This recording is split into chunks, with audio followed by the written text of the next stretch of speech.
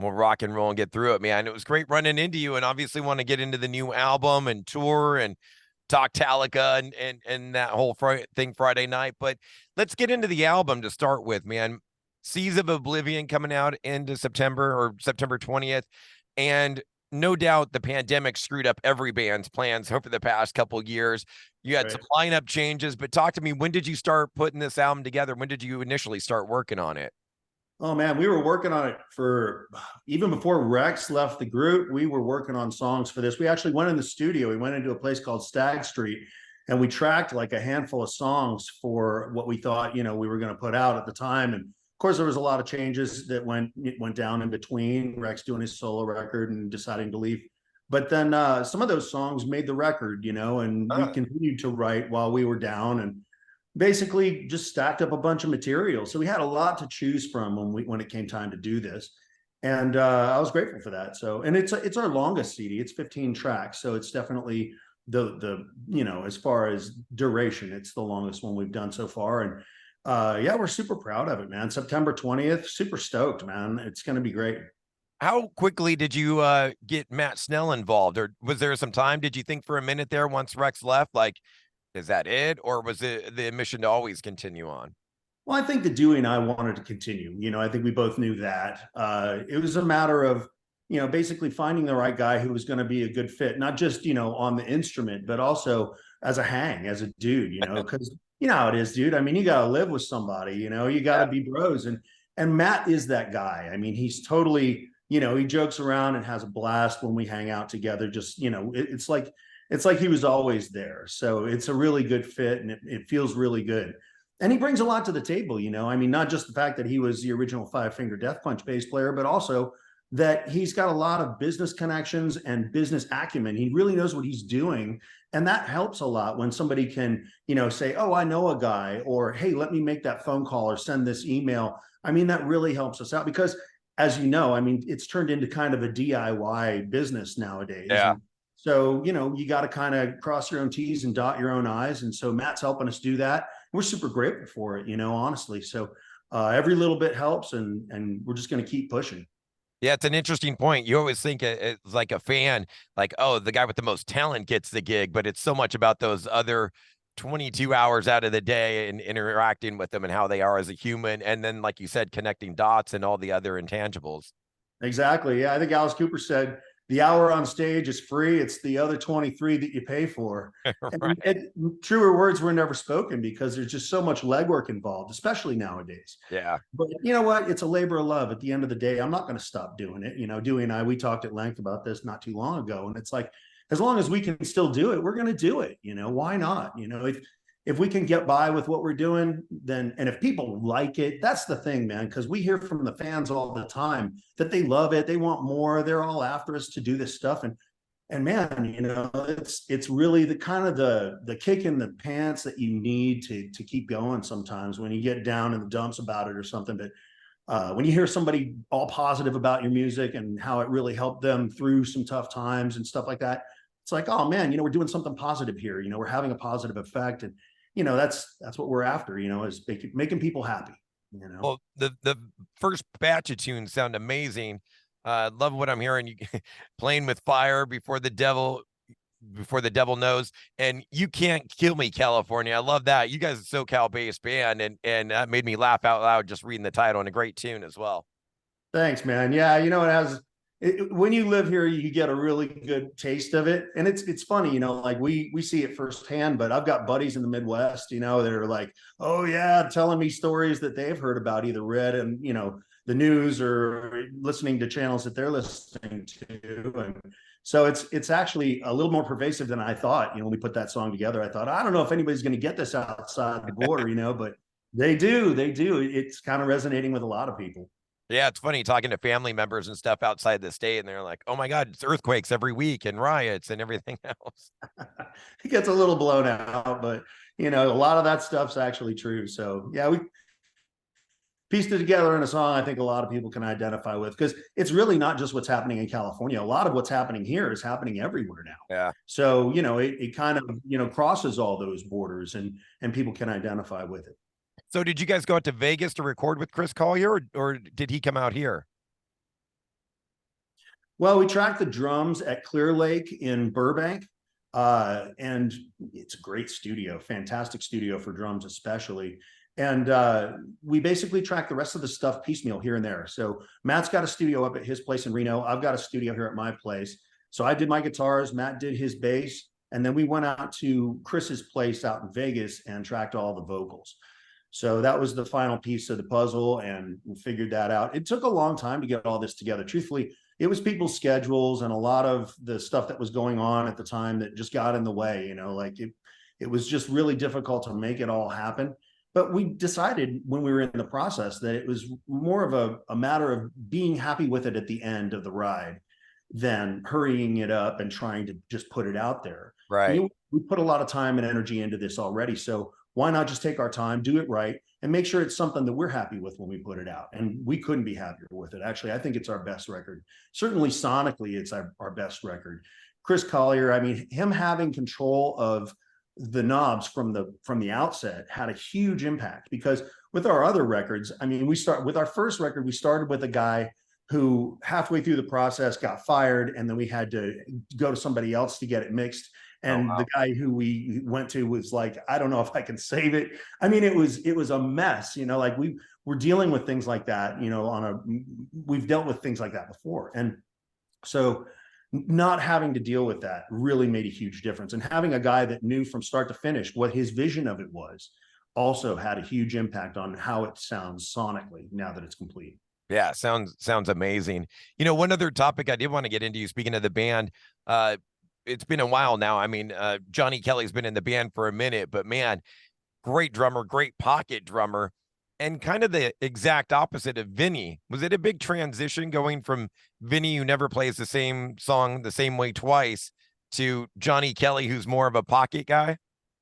Well, I don't know if they're that far apart. I mean, they're both, you know, New York South type guys. You know what I mean? Like there's a lot to be said for that vibe.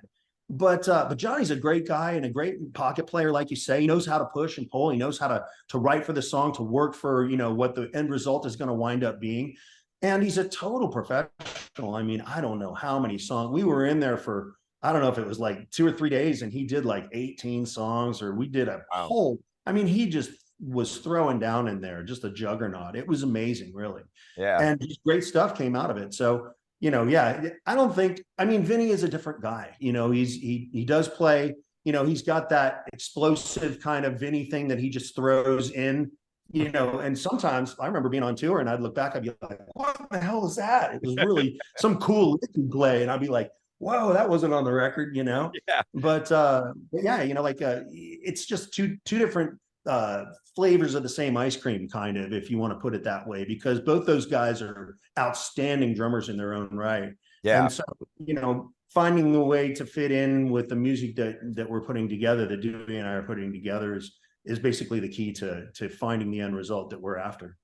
Well, I'm looking forward to seeing him play along with you guys. We've got a tour coming through SoCal, September 21st at the Whiskey, and then September 23rd at Stages in Santa Ana and Orange County. Are you bringing in any support with you, or just local? Or it's going to be just local stuff, as far as I know. We're just basically, these are going to be CD release parties, so we're going to be having some giveaways. We'll have some merch that's exclusive to these live performances that is not available online, that we only sell at the live shows. And it's going to be a lot of fun. We're also doing Vamped in Vegas on that Friday. So it's I think that's the 22nd. yeah. So it's going to be a lot of fun. We're going to be throwing down. It's going to be the first shows in a long time. So we're really looking forward to getting out there and just, you know, playing these songs. They're so much fun to play. The old stuff and some of the new stuff that we've never played before. I think we've got like 4 new songs in the set, and I think we've only played one of them live before. So it's going to be a new adventure. You know, hopefully we can ride that bull to the end of the, you know, timer and see if we can stay on. It's going to be fun, though. We've had a lot of fun. Dewey and I have been getting together a little bit, just kind of making sure, because when we wrote this stuff, we kind of did it piecemeal, like I said. So we had never actually played the song and sang the song together in a room before, right, until just a few weeks ago or something. And I was like, oh, can we do this or not? You know, and it was, I'll be honest, it was a little bit of a struggle at first. I was like, oh, that part doesn't you know, when you play the guitar part, you don't think you're going to have to sing over it until you have to sing over it. And it's like, oh, those are completely different rhythms. Okay, let's figure this out.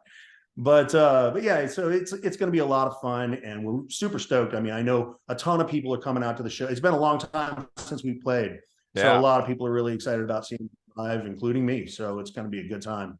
Yeah, and I think you answered my question. So 4 new songs in the set you guys are doing. Yes, yes. I think we'll be doing all of the, let's see, I think all the singles that we put out so far will be in the set. Beautiful. Well, it might be 5. There might be one more actually, because we've got another single coming out here Right. on the 13th of September. Yeah, we've got another song coming out. It's called Pharmaceutical Sunshine. And it's a song that's about, well, it's kind of near and dear to us a little bit because we've had personal experiences with this stuff, you know, with our own families, guys in the band and stuff. But it's about the opioid epidemic and what's going on with that right now. I mean, it's such an unfortunate reality. I mean, this horrible undercurrent, you know, that's kind of taken over, and you know, the awareness just isn't there. I mean, it's like I read some statistics. It's like 130 people die a day from this stuff.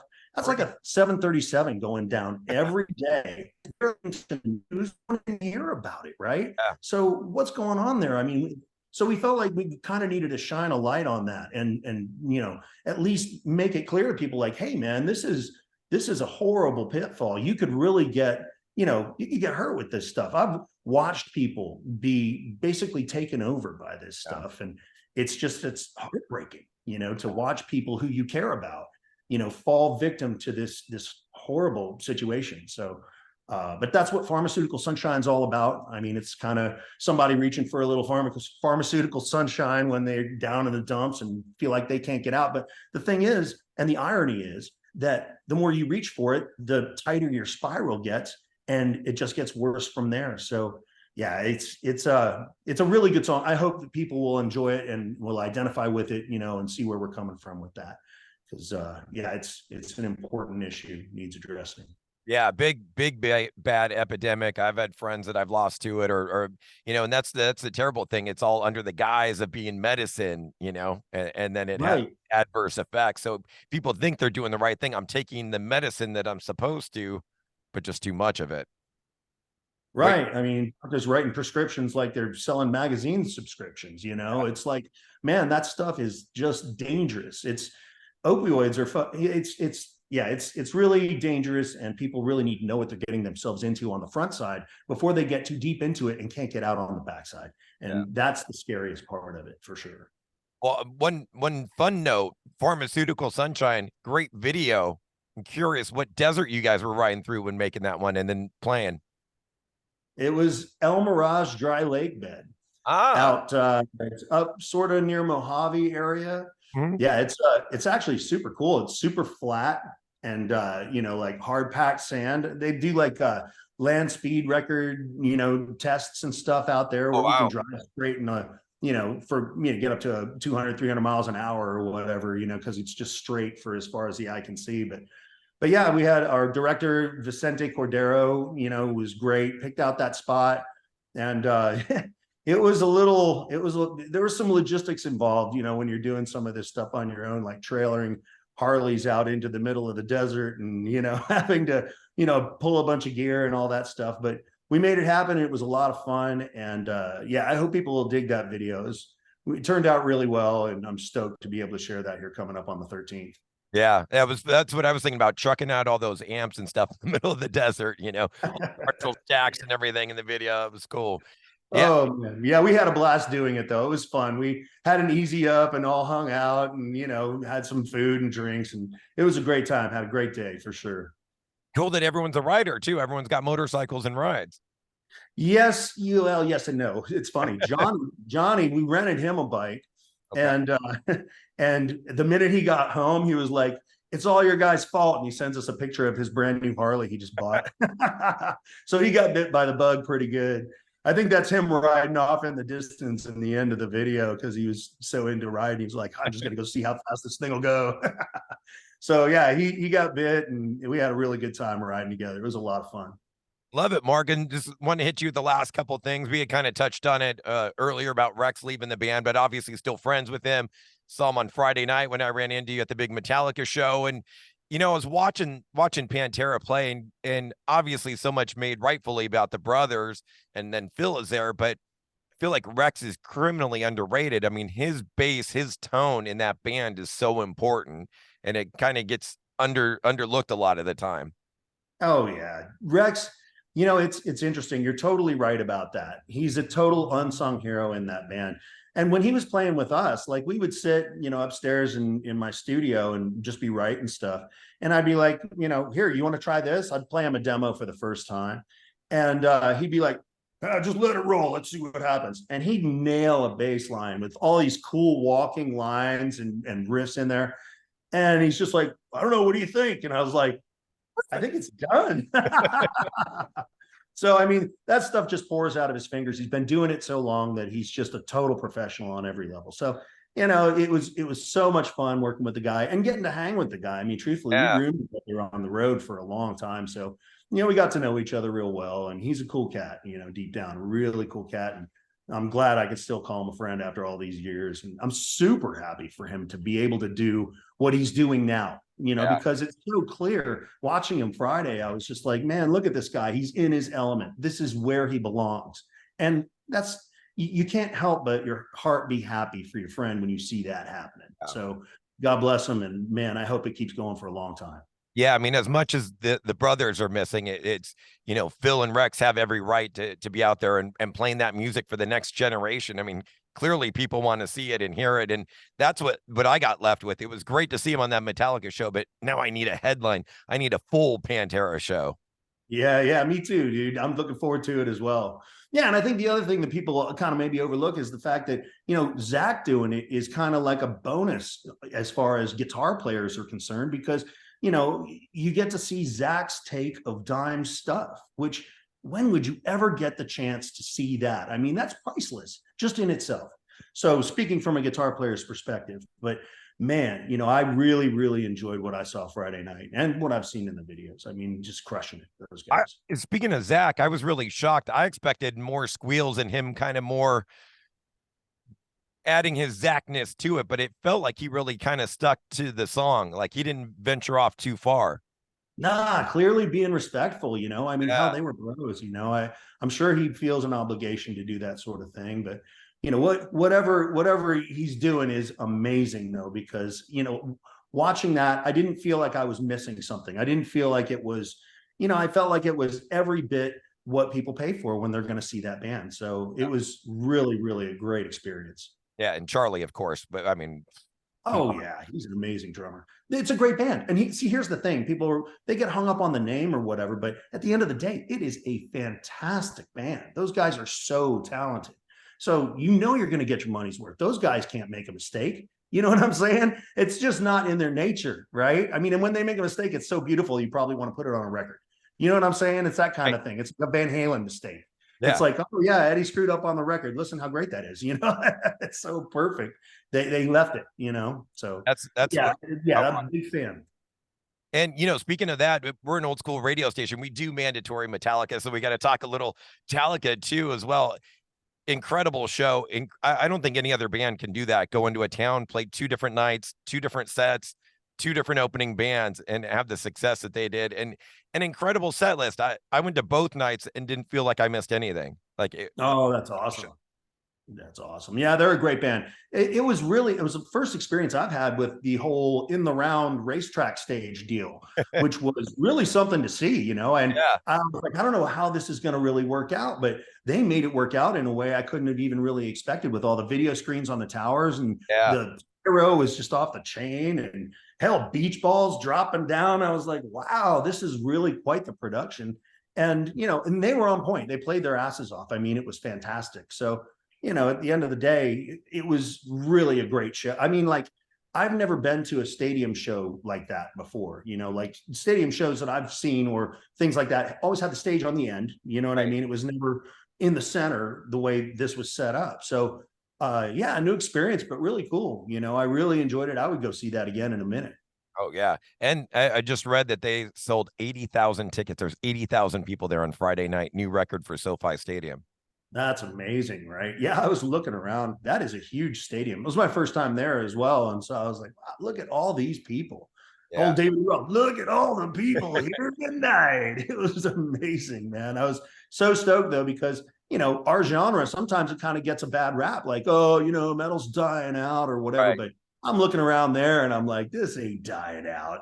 Somebody's wanting to hear this stuff, and they're right here next to me, all the way around this whole stadium. So yeah, there's something there, and that warms my heart, because I know those people want to hear the kind of stuff that we're doing, and hopefully they'll pick up our record on September 20th.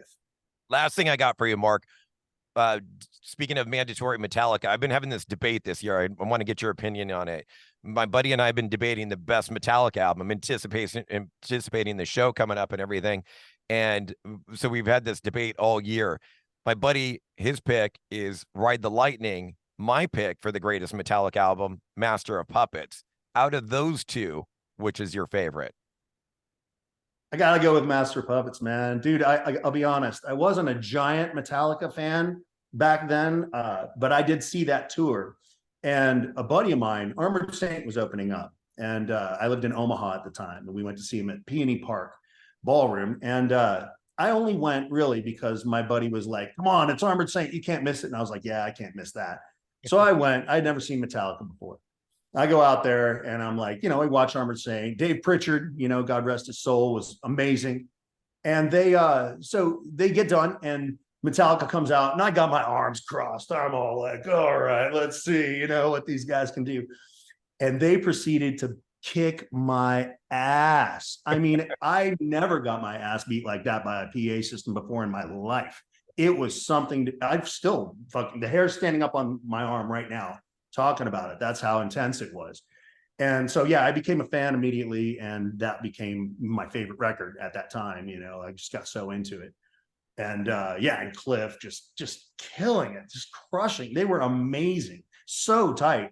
And that's, I think, what made the PA explode so hard, was the fact that those guys were so brutally tight that they could literally kick your chest in. Like, I felt like, wow, somebody is actually physically beating me in the chest. That's what it felt like. And that was the best feeling I'd ever felt. I was like, this is what it's all about. Check these guys out, So yeah, I've been a fan ever since, and I'm sure I'll always will be. So amazing. And it was great seeing them Friday. I mean, a different vibe completely, because how the fact that they can even entertain that many people at one time is super impressive. Yeah. But the video content they had, all that stuff that they did, it's just really, like Fuel. They had those pistons, all those pistons going. And I mean, there's just so much cool stuff going on. It's a hell of a spectacle. So man, hats off to them. That's just fantastic. And speaking of that record, I mean, they played Orion, which was incredible. You never hear the instrumental songs played live. And then to close out the show with Master of Puppets, just perfect. And, speaking of Armored Saint, before I ran into you, I ran into John Bush and Joey Vera of Armored Saint that night. Nice. Love those guys. Yeah, I talked to them for a few. God, John Bush, what a voice, man. It's no wonder Metallica asked him to sing for him. Exactly right. Totally underrated. He's got one of the best voices in rock and roll. That's for sure. Yeah, I'd hear that guy sing the phone book. No problem. All right. Last thing, Mark. Last thing. Got to pick a tune for mandatory Metallica. What's your favorite Metallica tune? What tune can we play for you? There's a track, Spit Out the Bone. Yeah. I love that song. I just recently, right before the show, was going through all my old Metallica and listening to some of the stuff that I really didn't drill down as hard on. And that was one of the tunes that stuck out to me. I was like, now that is a killer song, and I never really gave it its due. So yeah, that's the one I'm going to pick. Love it. That's Bone. Beautiful, Mark. Thank you so much for the time. Great to see you again. And great to see you too. I hope to be out there at the Santa Ana show. Okay, cool, dude. I'll be looking for you, man. Absolutely. Yeah. And thanks for having me on. I really appreciate it, Mike. Of course. Thanks for the time, Mark. See you soon. Absolutely. Yep. See you, brother. Bye.